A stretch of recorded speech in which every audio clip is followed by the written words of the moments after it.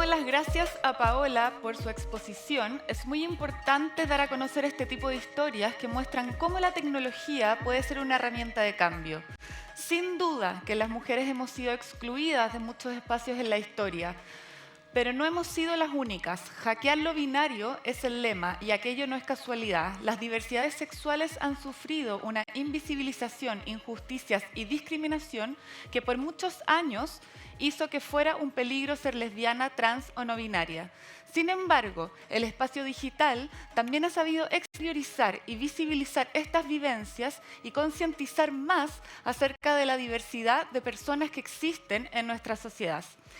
Invitamos a nuestra próxima invitada, valga la redundancia, Alexa Soto. Alexa es activista trans, empresaria e influencer. Ha participado de campañas tanto sociales como publicitarias, llevando su biografía y experiencias como principal mensaje. Bienvenida, Alexa, y comenzamos la conversación acerca de diversidad en el espacio digital. Muy bienvenida. Y muchas gracias por invitarme. Yo para abrir el espacio y algo que estábamos comentando previamente con Alexa, primero que todo sentimos que estamos en un día tremendamente relevante a propósito de este nuevo gobierno ha explicitado estos nuevos ministerios y tener 14 ministras mujeres nos parece que es una esperanza absoluta desde el movimiento feminista, el movimiento de mujeres respecto a la lucha de tantos años.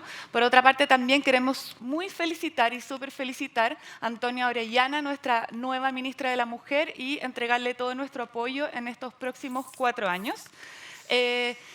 Y para comenzar específicamente con esta conversación que queremos tener, a mí me surge la necesidad imperiosa de hacer mi declaración pública respecto a el lugar con el que me identifico en el feminismo. Y esto porque efectivamente tiene que ver con todo lo que estamos hablando y todo lo que tiene que ver con este espacio.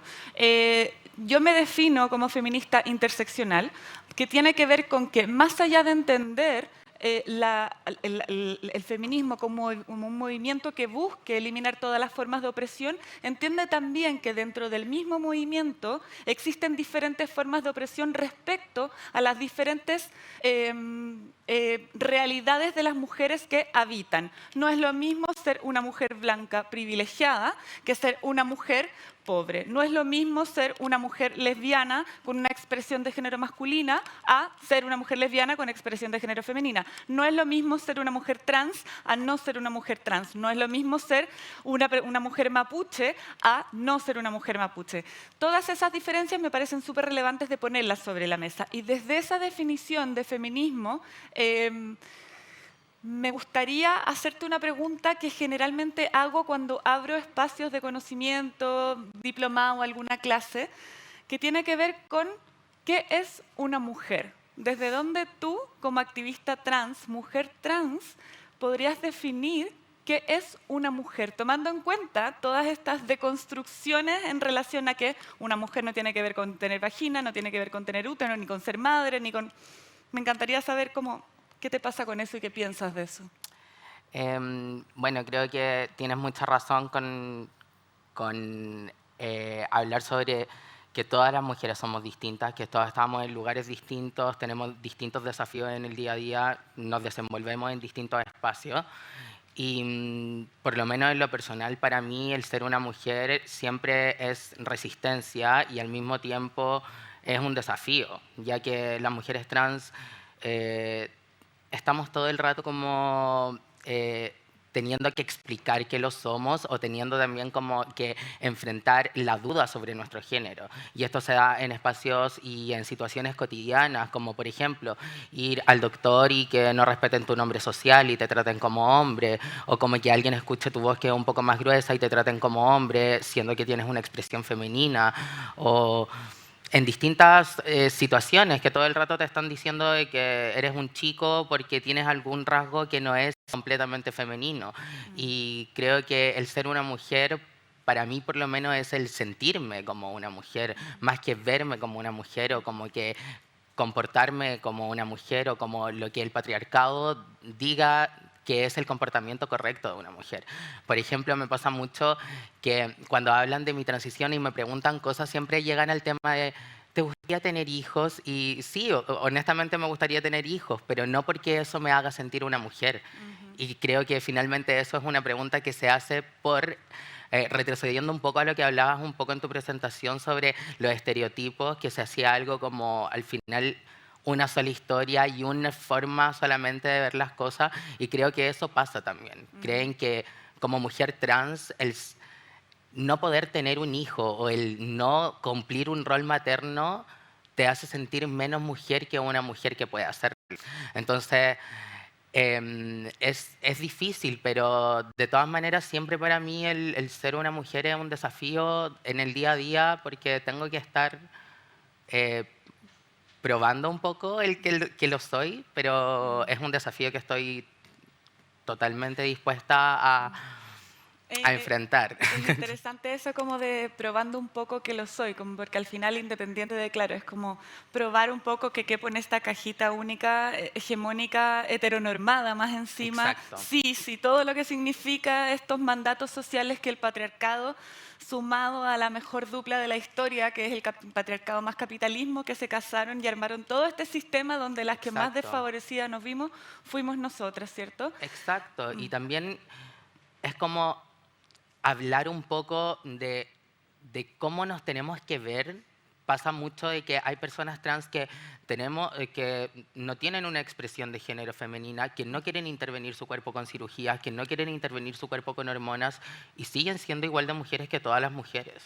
O sea, la percepción que tú tienes de mí no es qué tan mujer me veo, qué tan mujer soy. Finalmente, yo creo que ser mujer es si una siente que es una mujer y expresa su género siendo una mujer, eso es lo que vale finalmente. Es una pregunta súper interesante esto de que porque no es que es ser mujer, sino que es ser una mujer. Y cuando Exacto. ya vivimos en este momento en el que el feminismo nos ha dado todas estas posibilidades de cuestionar todos estos patrones hegemónicos sobre estas únicas definiciones, ¿cierto?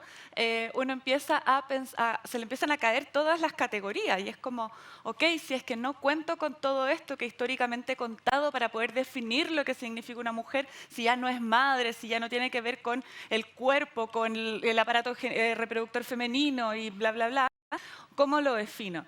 Y hay una de las cosas que a mí más me han gustado como de todas estas definiciones de todas las mujeres que han pasado por estos espacios que hemos construido de aprendizaje colectivo, que tiene que ver con lo que tú misma dijiste también, que tiene que ver con una mujer es resistencia.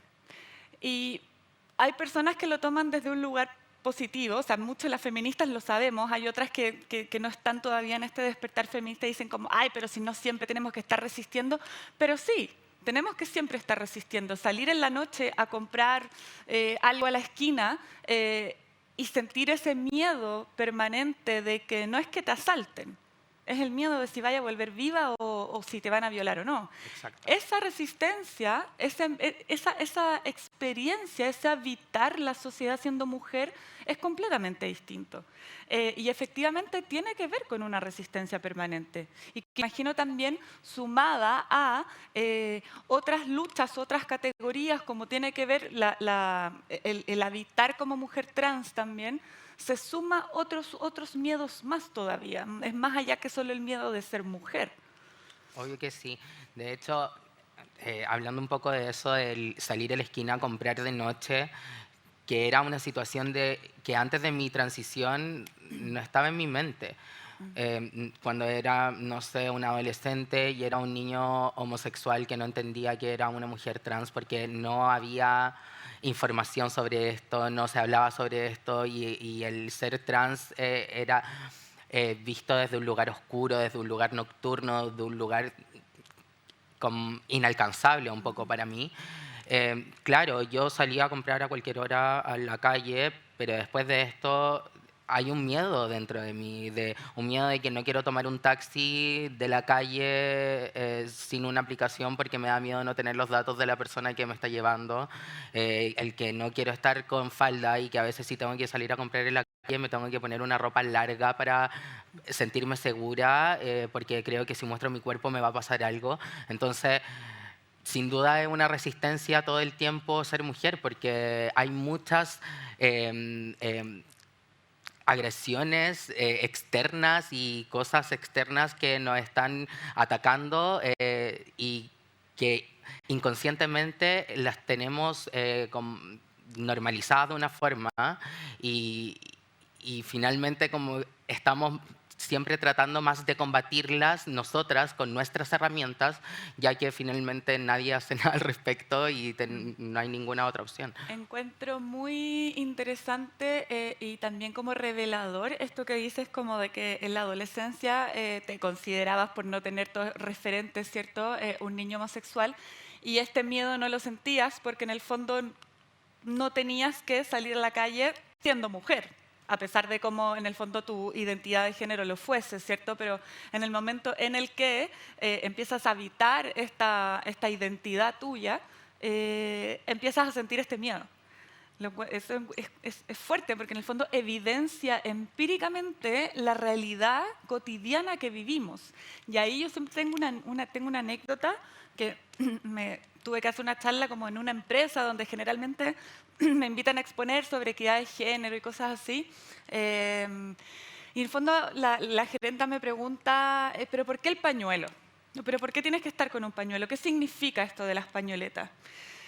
Y yo no encontré otra forma de contestarle que desde una anécdota que me pasó, que un día yo estaba en el metro y estaba parada en el metro con mi mochila puesta, mi mochila siempre cuelga mi pañoleta verde, y había una niña debe haber sido como, o sea, era escolar, estaba con su jumper y bla, bla, bla, y entran 5 tipos, y los 5 tipos están como alrededor de ella.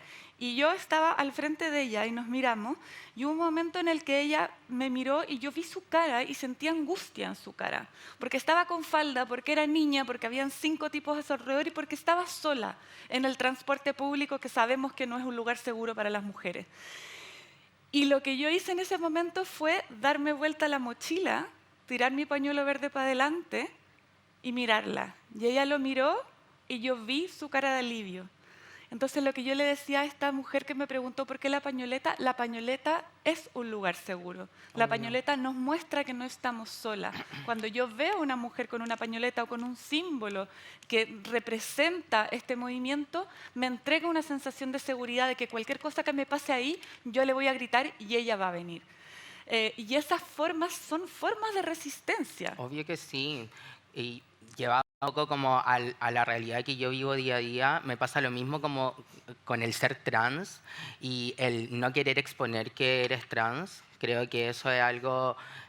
hay muchas personas que toman como opción el no exponer su identidad de género por seguridad, por trabajo, por un montón de cosas. Porque muchas veces, o sea, y durante mucho tiempo las personas trans no hemos podido desenvolvernos de forma tranquila en la sociedad, en los espacios, incluso en espacios laborales. Hay un historial enorme sobre agresiones y violencia hacia el género y creo que pasa lo mismo un poco en los medios de comunicación y en los medios digitales y el ser trans. En mi caso, el expresar mi identidad y el contar mi historia ha sido también una forma de apoyar y de entregarle una experiencia y vivencia desde un lugar que no se ha podido tergiversar mi historia, que ha sido contada por mí misma. Y eso también ha ayudado a muchas personas trans a poder transicionar y a poder expresarse, o también a lo mejor me han visto en sus casas, en un lugar que podría ser el lugar seguro para cualquier persona. A lo mejor en su casa no es un lugar seguro. Exacto. A lo mejor su casa es un lugar donde no les permiten expresar su género y su identidad en general. Entonces, creo que es súper importante, es lo mismo que el pañuelito, o sea, estar todo el rato con la lucha por delante, creo que es muy importante para seguir avanzando y para seguir uniéndonos entre toda la comunidad para poder seguir desarrollándonos y cambiando finalmente el futuro, porque hemos estado ausentes durante mucho tiempo, las mujeres en general y las diversidades en todos los espacios. Entonces, creo que estar mostrándonos y estar apoyándonos y exponiendo nuestros símbolos de lucha es algo muy importante y algo que tenemos que seguir haciendo de todas maneras. Y es algo tremendamente político también. Exacto. Y respecto a eso, hay algo que me dijiste tras bambalinas, como se dice, que me gustaría visibilizar y recalcar, que tiene que ver con esto de que hubo mucho tiempo durante tu historia, durante tu crecimiento, desarrollo, no sé cómo decirlo, pero avance de edad, en el que no tuviste referentas, en el que cuando tú querías intentar encontrar alguna referenta que representara este sentir, en Chile no habían. Y que eso es o fue y se convirtió en una de las herramientas y en una de las fortalezas que las redes sociales, los medios de comunicación o la comunicación de masas te ha permitido con el fin de poder convertirte quizás tú en esa referenta para las niñas o niñes que hoy día están en este proceso de transición, que están en este proceso de decir, no entiendo, estoy confundida, estoy confundido, estoy confundide, pero no encuentro ese espacio o ese lugar donde yo pueda sentirme identificada, donde yo pueda sentir que hay alguien que me va a comprender y que no estoy sola. Ese lugar, ese espacio donde llevar tu construcción, tu vivencia y tu habitar como mujer trans a la desprivatización de esa experiencia para ponerla en un lugar público y lograr que otra diga, oye, eso que ella dice, a mí también me pasa. Exacto. Entonces no estoy sola. Sí. Sí, la verdad es que, como tú decías, al principio de mi transición busqué información y encontré información, pero sobre gente de otras partes del mundo, y en el momento en el que yo empecé a transicionar, Chile estaba muy poco avanzado en temas de género.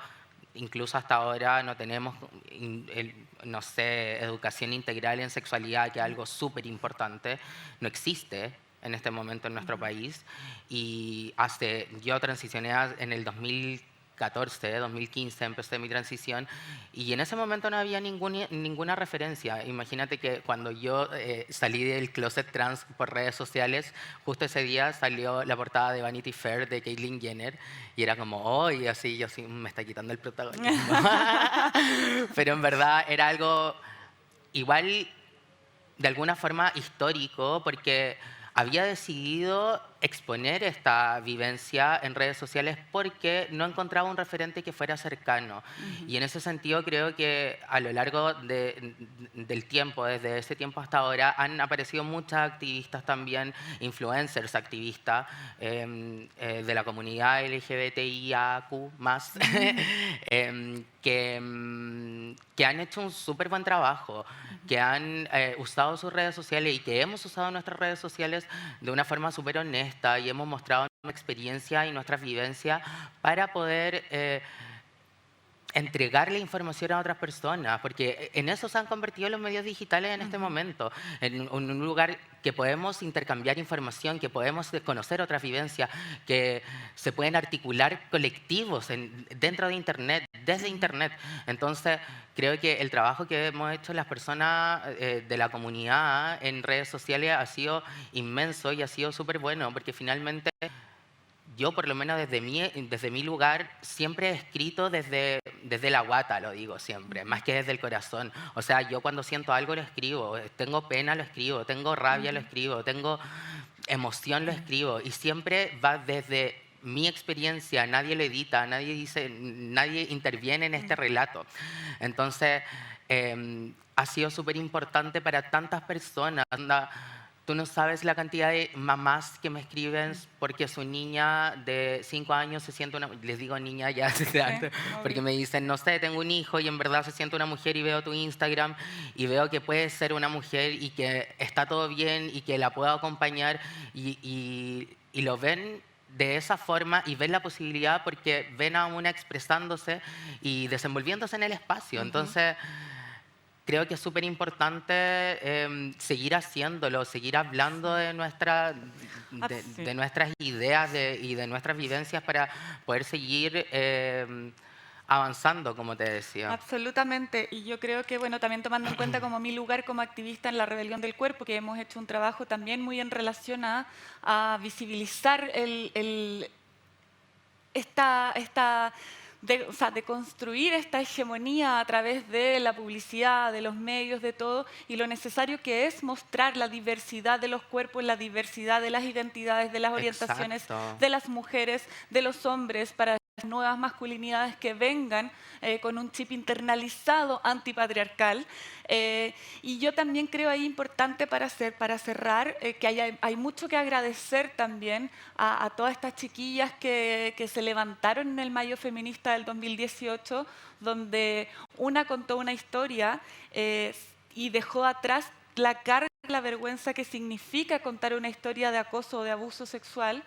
Y se sumaron todas las escuelas, o sea, las universitarias de Chile, se cerró el sistema educativo universitario. Entonces, ¿qué me pasa a mí con esto? Que es un ejemplo maravilloso de entender que cuando una cuenta una historia, cuando una pone en un espacio público su historia, permite Exacto. que las historias empiecen a aparecer. Y cuando las historias empiecen a aparecer, se empiezan a colectivizar. Y cuando se colectiviza, se politiza. Y las problemáticas que históricamente han sido individuales se transforman en problemáticas políticas, que empiezan Exacto. a cobrar un espacio que merecen tener a propósito de que nuestras vivencias, las que tú estás contando y las que he podido contar también, merecen ser politizadas y merecemos organizarnos por ellas. Así que te Sí. quiero dar las gracias por este espacio, por tu honestidad, por tu sororidad y aunque sea anti no sé qué, igual.